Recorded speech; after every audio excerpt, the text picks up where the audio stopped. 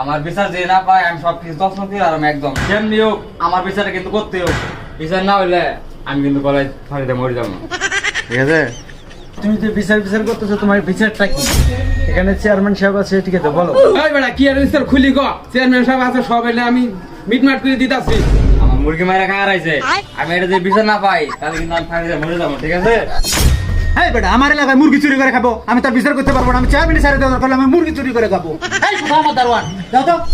Hello Rakib ভাই, আপনি চালু করে আসেন। চেয়ারম্যান সাহেব আপনি নেন বই আছে, আমরা সব আইতে আছে। চেয়ারম্যান সাহেব আসতেছে, আসলে আমি এর সুষ্ঠু বিচার করে দেবো। আমার বিচারটা করবো কেটা?